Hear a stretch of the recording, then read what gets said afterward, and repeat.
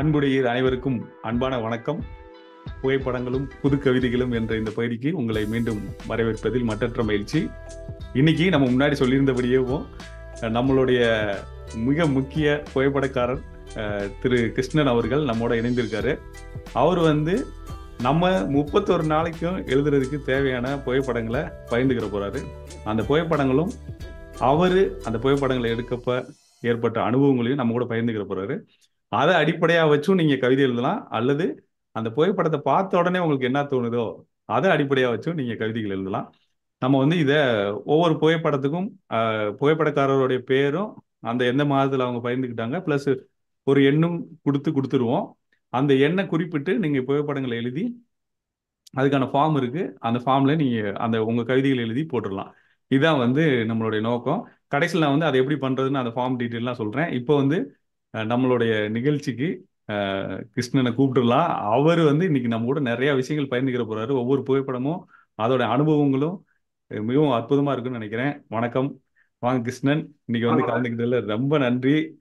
உங்களுடைய பணி சுமைகளுக்கு இடையில தயாராகி இந்த 31 கவிதைகளையும் புகைப்படங்களையும் நீங்க தயார் பண்ணி கொண்டு வந்ததுக்கு மகிழ்ச்சி. உங்களை பத்தி ஒரு சிறிய அறிமுகம் செய்துட்டு அப்படியே நம்ம உள்ள போயிடலாம். ஏற்கனவே என்ன சொன்ன மாதிரி இந்த இந்த வருஷத்துக்குள்ள ஏதோ ஒரு நம்மளால முடிஞ்ச ஏதோ ஒரு டார்கெட் இந்த சமூகத்துக்காகவும் நம்ம சுத்தி இருக்கிற நண்பர்களுக்கும் இந்த துறையில சம்பந்தப்பட்ட யாராவது ஒருத்தவங்களுக்கு ஒரு உதவும் ஒரு நோக்கத்தோட இந்த 30 நாட்களும் 30 புகைப்படங்களும் கவிதைகளும் அப்படின்னு சொல்லி ஒரு தலைப்பு நம்ம ஏற்படுத்தியிருக்கோம். ஸோ இதுல நிறைய போட்டோஸ் இருக்கு, நிறைய போட்டோஸ் கதைகள், ஒவ்வொரு போட்டோவும் ஒவ்வொரு கதையும் சொல்லும். ஏன்னா நம்ம எப்படி நம்ம வீட்டுல இருந்து நம்ம பிரயாணம் பண்ணி அந்த இடத்துக்கு போறோம், பிளஸ் அங்க போய் நமக்கு அந்த இடத்துல என்னென்ன அனுபவங்கள் கிடைச்சது, அது நல்ல அனுபவம் வந்தாலும் சரி, கெட்ட அனுபவம் வந்தாலும் சரி, எல்லா அனுபவங்களுமே ஒவ்வொரு போட்டோவுக்கு பின்னாடியே ஒவ்வொரு கதைகள் இருக்கு. அப்புறம் அந்த போட்டோ எடுக்கக்கூடிய நபர்களுடைய கதைகளும் நிறைய இருக்கு. ஸோ இது மாதிரி எனக்கு மட்டும் கிடையாது, இருக்கிற அத்தனை புகைப்படத்துறையில சார்ந்த அத்தனை மனிதர்களுக்கும் யாரெல்லாம் தன்னை இதுல ஆட்படுத்தி கொள்றாங்களோ அவங்களுக்கு ஒவ்வொரு விதமான ஒவ்வொரு கதைகளும் இருக்கு. ஸோ இதுல கதைகள் சொல்லும் போது நம்ம நிறைய கதைகள் சொல்லலாம். பட் இதுக்கு தகுந்தாற் போல் நம்ம ஒரு எழுத்து மேடை அப்படி நம்ம கொடுக்கணும் அப்படின்னு சொன்னா அது நான் கொடுக்குற இப்போ சின்ன சின்ன இன்புட்ஸ்லாம் பாத்தீங்கன்னா உங்களுக்கு அது ரொம்ப ஹெல்ப்ஃபுல்லா இருக்கும். ஓகே, இதனால இது நடந்துச்சு, இதுக்கு ஏன் நம்ம இப்படி ஒரு எழுத்து நம்ம எழுதக்கூடாது, இதுக்கு ஒரு வாக்கியத்தை நம்ம ஏன் அப்படி இருக்கக்கூடாது அப்படின்ற மாதிரி இருக்கும். ஸோ இப்போ நான் என்னோட புகைப்படம் நான் ஷேர் பண்றேன் பாருங்க. குட்டி ஸ்டோரி. ஏன்னா நிறைய பேசணும்னு சொன்னா 30 போட்டோ அது போகும், ஒரு நாள் ஃபுல்லா போகும் பேசலாம். நிறைய கதைகள்லாம் எக்ஸ்பீரியன்ஸ்லாம் இருக்கு. பட் அந்த படத்துக்கு உண்டான அந்த சூழலுக்கு ஏற்றாற் போல் அந்த ஒரு போட்டோ எப்படி இருந்தது, எப்படி எடுக்கப்பட்டது, டெக்னிக்கல் ரிலேட்டடாகவும் பேசலாம், இல்ல பொதுவாக எதாக இருந்தாலும் பேசலாம். பட் இப்போதைக்கு நமக்கு தேவை கவிதை எழுதணும் அப்படின்ற ஒரு நோக்கத்துல நம்ம அந்த புகைப்படத்தை சார்ந்து சில விஷயங்கள் சொல்றது உங்களுக்கு ரொம்ப ஹெல்ப்ஃபுல்லா இருக்கும். மிக்க நன்றி கிருஷ்ணன். நான் இப்போ புகைப்படங்களை பகிர்ந்துக்கிறேன். நீங்க அப்படியே உங்களோட அனுபவங்களை ஒன்னொன்னா சொல்லிட்டு வாங்க. மக்கள் இதை காணொலியை பாக்குறவங்க நீங்க என்னைக்கு வேணாலும் எழுத துவங்கலாம். ஆனா இந்த புகைப்படத்தோட எண்ணு எல்லாத்தையும் குறிப்பிட்டு நீங்க எழுதலாம். அதுக்கு நமக்கு தனியா இணைய பக்கத்துல இந்த புகைப்படக்காரர் பெயர், அந்த புகைப்படத்துக்குன்னு ஒரு எண்ணு எல்லாம் கொடுத்துதான் நம்ம கொடுக்க போறோம். அதை நீங்க எடுத்து பயன்படுத்தி எழுத துவங்கலாம். இப்போ புகைப்படங்கள் 31 கவிதை தான் எழுதணும் இல்லை, இந்த 31 புகைப்படங்களை பார்த்து நீங்க எத்தனை கவிதைகள் வேணாலும் எழுதலாம். ஸோ இதெல்லாம் என்ன ஆக போகுது அப்படின்றது உங்களுக்கு நம்ம முன்னாடியே அறிமுக காணொலியில் சொல்லிட்டோம். அதுக்கப்புறம் இதெல்லாம் சேர்த்து நம்ம ஒரு கவிதை புத்தகமா வெளியிட போறோம். அதாவது புகைப்படங்களும் புது கவிதைகளும் அப்படின்ற தலைப்புல புத்தகமா வெளியிட போறோம். அதுல எல்லாரோட கவிதைகள், நம்மளோட கவிதைகள் எல்லாம் அதுக்குள்ள வரப்போகுது. நாங்க 2 பேர் மட்டும் செய்யலாம்னு ஆரம்பிச்சோம். இப்ப எல்லாரையும் அதுக்குள்ள நாங்க வரவேற்கிறோம். எல்லாரும் சேர்ந்து செய்யலாம். அதுக்கான ஃபார்ம் எல்லாமே ரெடியா இருக்கு. இப்ப நான் புகைப்படங்களை பகிர்ந்துக்கிறேன். அதுக்கு கிருஷ்ணன் தன்னுடைய அனுபவங்களை, அது கூட இருக்கக்கூடிய தகவல்களையும் நம்ம கூட பகிர்ந்துக்கிடுவாரு. ஸோ நம்ம பார்க்க துவங்கலாம். முதல் புகைப்படம் இப்போ நம்மளோட கூகுள் டிரைவ்ல தான் இருக்கு. ஒரு அருமையான புகைப்படம். இது எனக்கு நன்ற ஒரு அனுபவம், ஏற்கனவே ஞாபகம் இருக்க ஒரு புகைப்படம். இதை பத்தி நீங்க சொல்லுங்க. இது கேமரா வாங்கி புதுசுல கெனான் 600D அந்த கேமராவில் பேசிக் கிட் லென்ஸ் வச்சு ஒரு வீட்டு மாடியிலேருந்து இந்த ஷாட் எடுத்தது. இது எப்படின்னா திருவல்லிக்கேணியில பாட்சாத் கோயிலில் நடக்கிற தேர் திருவிழா. இது எப்போதும் தேர் வரதுக்கு முன்னாடி அங்கே இருக்கிற மக்கள் நாலு மாட வீதியிலையும் பெருமாளை தன்னை வரவேற்பாங்க. அப்படி வரவேற்கும் போது பெரியவங்கலாம் சேர்ந்து நிறைய கோலங்கள்லாம் போட்டிருப்பாங்க. அதில் குட்டி குட்டி பசங்களும் அம்மா அவங்களுக்குலாம் சப்போர்ட் பண்ணுவாங்க. பட் இந்த பொண்ணு ஒரு யூனிக்கா இருந்தது. நீங்க மட்டும் தான் கோலம் போடுவீங்களா, நானும் போறேன்னு சொல்லி அடம் பிடிச்சி ஆஹ் அம்மா போட்ட ஒரு பெரிய கோலத்துக்கு பக்கத்துலேயே வந்து இந்த குட்டி கோலம் வந்து போட்டாங்க பெருமாளை தம் வீட்டுக்கு வரவேற்கிறதுக்கு. ரொம்ப யூனிக்கா இருந்தது. ஏன்னா அவங்க போட்டிருக்க அந்த ட்ரெஸ்ஸும் அந்த அந்த அந்த ஃபோர்க்ரவுண்ட் பேக்ரவுண்ட் எல்லாம் பார்க்கும்போது இந்த ஃப்ரேம் இருக்கணும்ட்டு ஒரு ஒரு இது ஒரு பாறையில் எடுக்கப்பட்ட புகைப்படம் தான் இது. அருமை அருமை. அடுத்த புகைப்படத்துக்கு போகலாம். நிறைய பேருக்கு அனுபவம் இருக்கும். கோல போட்டியெல்லாம் அது இப்போ பொங்கல் நோக்கி வந்துட்டு இருக்கோம். பொங்கல்லையும் எல்லா ஊர்கள்லையும் கோல போட்டி எல்லாம் நடக்கும். கோயில் திருவிழா சமயத்தில் கோல போட்டிகள் நடக்கும். இப்போ ஒரு தேர் திருவிழா அப்ப இந்த புகைப்படம் எடுக்கப்பட்டது ரொம்ப மகிழ்ச்சியான செய்தி.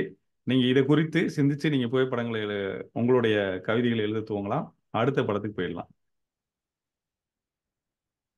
இது வந்து கடலூர் மாவட்டத்துல என்னுடைய சொந்த ஊர். அங்க எடுக்கப்பட்ட புகைப்படம் இது. அதுவும் இதே தான், கேமராவான புதுசுல கையில பிடிக்க முடியாது. ஆனா நமக்கு சில டைம்ல வந்து சில போட்டோக்கெல்லாம் வந்து நமக்கு வந்து ஸ்டேஜ்னு சொல்லுவாங்க. இந்த போட்டோ இப்படி வந்து கிடைச்சா நல்லா இருக்கும். ஒரு சப்ஜெக்டோடைய ரெண்டு விஷயங்களை வந்து நம்ம வந்து கோரிலேட் பண்ணோம், அது வந்து ஒரு சூழலை ஏற்படுத்தணும் அப்படின்னு எடுக்கப்பட்ட புகைப்படம் தான் இது. ஒரு மான்சூன், நல்ல மான்சூன் டைம்ல நானும் என் தம்பி மதுசூதனன் அவரும் பீச்ல போயிட்டு இருக்கும்போது ஒரு அந்த ஸ்பாட்ல நமக்கு தோண ஒரு விஷயம் தான் வந்து மான்சூன் வந்து எப்படி ஒரு வெல்கம் பண்றது, ஒரு என்ஜாய்மெண்டா அந்த ஒரு ஃபீல் உள்ள கொடுக்கணும் அப்படின்றதுக்காக தான் இந்த இந்த போட்டோக்காக இந்த கொடையை பறக்க விட்டோம். அந்த கொடை திருப்பி கிடைக்கல. கொடைக்கு என்னாச்சு கடைசியில? அது கடல் உள்ள இழுத்துட்டு போயிடுச்சு அடிச்ச காத்துல. கடலுக்குள்ள போயிடுச்சு. ஒரு ஒரு புகைப்படத்துக்கு முன்னாடி ஒரு நிறைய கொடையவே நீங்க நாள். வந்து கடலுக்கு தானம் கொடுத்துருக்கீங்க. ஆமா. சிறப்பு சிறப்பு, அருமையானது. சரி, இந்த படத்தை பத்தி நீங்க எழுதுன்ற உங்களுக்கு என்ன தோணுதோ அதை எழுத துவங்கலாம். மிக முக்கியமா நல்ல விஷயங்களை சொன்னாரு. நம்ம ஒரு மழை காலத்துல நிகழக்கூடிய நிகழ்வுகளை அதை எப்படி வரவேற்கணும் அப்படின்றத பத்தியும் சொல்லிட்டு, அந்த புகைப்படத்தை எடுக்க முயற்சி செய்தப்ப இந்த குடைக்கு என்னாச்சு அப்படின்ற தகவலும் ரொம்ப யூனிக்கான காம்பினேஷனா இருக்கு. நீங்க அதை முயற்சி பண்ணி பார்க்கலாம். கண்டிப்பா எழுதுறதுக்கு நிறைய வாய்ப்புகள் இதுக்குள்ள இருக்கு. எனக்கே இப்ப சில இதெல்லாம் தோண ஆரம்பிச்சிச்சு. தயாராயிட்டோம். ஓ, இந்த புகைப்படத்தை நான் மறக்கவே முடியாது. என்னால் நீங்க சொல்லுங்க, நீங்களே சொல்லுங்க.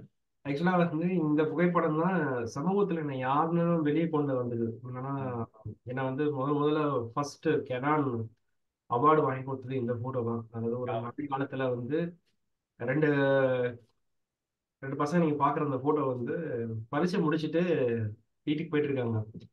அந்த மழை, ஆனாலும் மழை பெய்யறத வந்து தன் ஃப்ரெண்ட் நினையக்கூடாதுன்றதுக்காக ஒரு அட்டையை தன்னை வந்து பாதுகாத்துக்கிட்டு இன்னொரு அட்டையை வச்சுட்டு அவன் ஃப்ரெண்டு நினையக்கூடாதுன்னு ஒரு இன்டென்ஷன்ல வந்து கொற்ற மழையில ரெண்டு பேர் போனாங்க.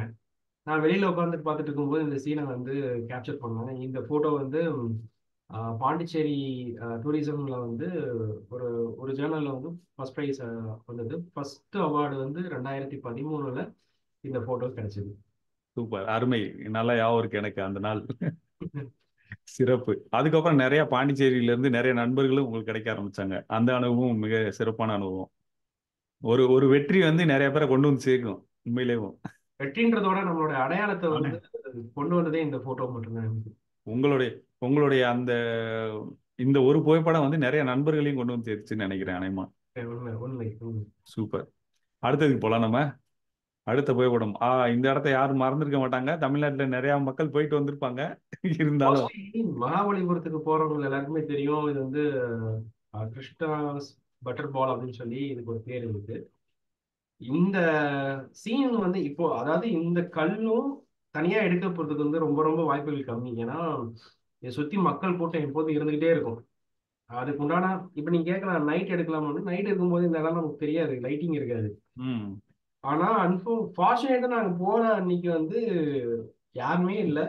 ம் அது ஒரு பெரிய ஆச்சரியமா இருந்தது எங்களுக்கு. அப்போ வந்து இந்த ஒரு ஆடு வந்து தன்னை இளைப்பாற்றி கொண்டு வந்தது. நல்ல உண்டு. அடிக்கிற வெயிலையும் இது பார்க்கும்போது டக்குன்னு ஒரு ஒரு கோட் வேர்டு நமக்கு வந்துச்சு. ஆடு பிளஸ் கல், ஆட்டுக்கல் அப்படின்ற மாதிரி. ஆட்டுக்கள். ஸோ இது வந்து ரொம்ப ஆஹ், கொஞ்சம் போட்டோகிராஃபிக் ஃப்ரேம்ல நீங்க பார்க்கும்போது ஒரு டிஃப்ரெண்டா இருக்கும். இதுவும் கெனான் 600D பேசிக் லென்ஸ்ல எடுத்தத ஒரு புகைப்படம். அருமை, சிறப்பு. நல்ல மதிய வேலைன்னு நினைக்கிறேன். ஆமா. கரெக்டா அது நிழல்ல உட்காந்து இளைப்பாறிக்கிட்டு இருக்கு. நல்ல ஒரு புகைப்படம். நிறைய எழுதலாம்னு நினைக்கிறேன். இளைப்பாற்றுதல், நிழல், அதுக்கப்புறம் ஒரு பாறை. பாறைக்கு ஈரம் இல்லைன்னு சொல்லுவாங்க. ஆனா அது கொடுக்குற நிழல்ல ஒரு உயிர் வந்து கண்டிப்பா. இளைப்பாற்றி கொள்ளுது. இது நிறைய விஷயம் எனக்கு தோணிட்டே இருக்கு. சூப்பர், அருமையானது. அது மகாபலிபுரத்தை பத்தியும் நீங்க சொன்னது.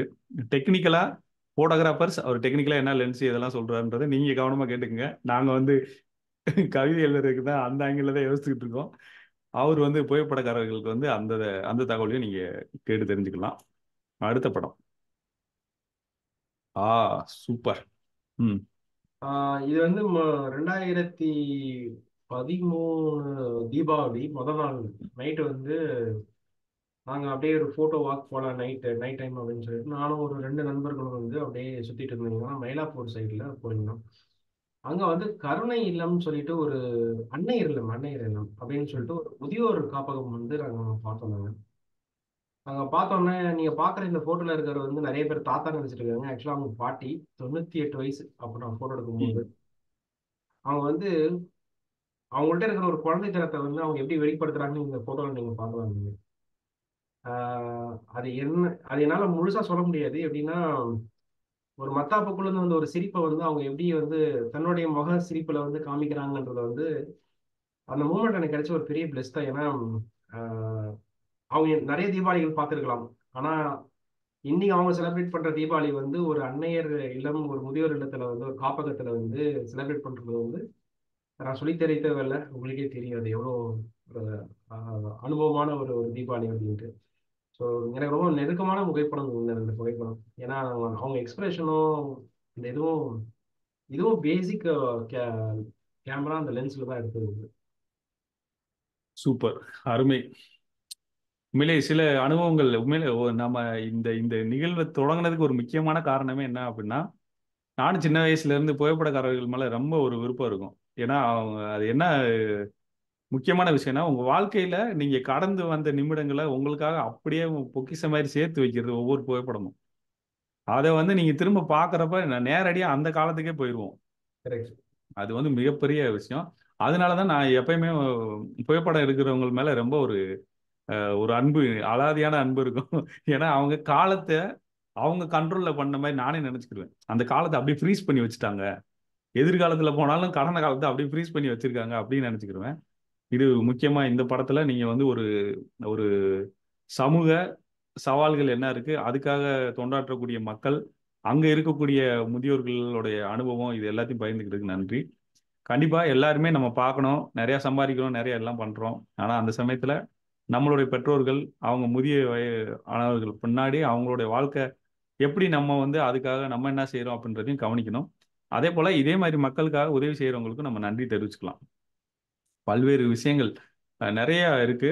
ஒவ்வொரு புகைப்படத்துக்குள்ளேயும் இவ்வளவு விஷயங்கள் புதைந்து இருக்கு. நீங்க போக போக போக நிறைய விஷயங்கள் தெரிஞ்சுக்கிட்டே வரும். அப்பா, நிலக்கடலையா? இது வந்து நிலக்கடலை. இது வேர்க்கடலை. வந்து என்னன்னா கைத்தாறுல இருந்து திருநெல்வேலிக்கு வர ரூட்ல அந்த இதுல எடுத்தது. இதுவும் என்னோட பேசிக் ஆரம்ப கால புகைப்படங்கள் தான். ம். ஆனா இது விஷயங்கள் எதுவுமே எனக்கு தெரியாது. பட் இருந்தாலும் நம்ம போய் எடுக்கணும் அப்படின்ற ஒரு ஒரு எனக்குள்ள நான் ஒரு செல்ஃப் மோட்டிவேட் பண்ணி நான் போகணும். என்னுடைய ஃப்ரேம்ஸ் எப்படி இருக்கணும், என்னுடைய லைட்டிங் எப்படி இருக்கணும், என்னுடைய பெர்ஸ்பெக்டிவ் எப்படி இருக்கணும், இதெல்லாம் எனக்கு உண்டானது தான். யாருமே எனக்கு எதுவுமே சொல்லிக் கொடுக்கல. பட் போக போக என்னுடைய மூத்த புகைப்பட கலைஞர்களை பார்க்கும்போது எனக்கு ஒரு ஐடியா கிடைச்சது. பட் இதெல்லாம் நான் ஆரம்ப காலகட்டத்தில் எடுக்கும்போது எடுத்த போட்டோஸ். எங்க போனாலும் நமக்கு வந்து கிராமத்து சாயல்கள்னு சில விஷயங்கள்லாம் சொல்லுவாங்க. அதை நான் கண்டிப்பா இது மூலமா எல்லாரும் சொல்லி ஆகணும். நான் இந்த கிராமத்து சாயல்கள்ல வந்து எடுக்கிற புகைப்படோடைய அந்த இந்த நடை வந்து, அதாவது போட்டோ வாக் வந்து ரொம்ப மகிழ்ச்சியா இருக்குங்க. நம்மளை வந்து அவங்க வெல்கம் பண்றதும் சரி, அவங்களுடைய இன்னோசென்டான கொஷின்ஸும் சரி, நம்மளை வந்து ரொம்ப ஆச்சரியப்படுத்த வைக்கும். ஒரு எக்ஸாம்பிள் வந்து ஒரு போட்டோ நம்ம எடுக்க போறோம், அவங்களை அப்ரோச் பண்ணும்போது எதுக்கு கண்ணு போட்டோ எடுக்கிறீங்க, ஒவ்வொரு ஊர்ல ஒவ்வொரு ஸ்லாங்ல கேட்பாங்க. ஏன் கண்ணு அப்படின்னா நம்ம கொங்கு டிஸ்ட்ரிக்ட்ல இருந்து கேட்பாங்க. யாருங்க கோயம்புத்தூர் பக்கம். ஒவ்வொரு டிஸ்ட்ரிக்ட்லையும் கேட்கும்போது நம்ம வந்து யாருங்க நீங்க நீங்க எதுக்கு போட்டோ எடுக்கிறீங்க அப்படிலாம் கேட்கும்போது நாமே சொல்லுவோம் நம்ம போட்டோகிராஃபி. சில பேர் நம்ம சொல்லலாம் பேஷன் சொல்லி நம்ம புரிய வைக்கிறதுனால நான் போட்டோகிராஃப் படிக்கிறேன் அப்படின்னு சொல்லிடுவேன். சரி. படிக்கிறேன்னு சொன்னோன்னா, ஓ படிக்கிறீங்களா தம்பி, வாங்க தம்பி வந்து காப்பி தண்ணி சாப்பிட்டு போங்க அப்படின்னுவாங்க.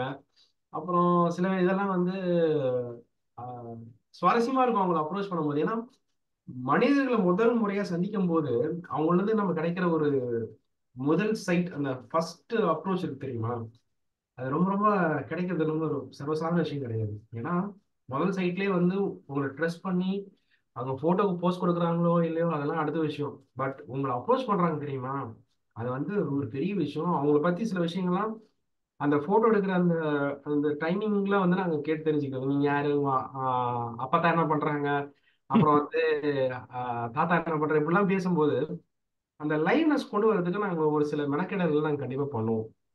இந்த ஃப்ரீ மணில பாட்டி வந்து சிரிச்சாங்கன்னு சொன்னா இன்னும் நல்லா அற்புதமா இருக்கும் அப்படின்னும் போது, பாட்டி நல்லா பல்லு தெரியிற மாதிரி இது சிரிக்கணும் அப்படின்னா பல்லே இருக்காது பாட்டிக்கு, அதே அவங்களுக்கு ஒரு சிரிப்பு வந்துடும்.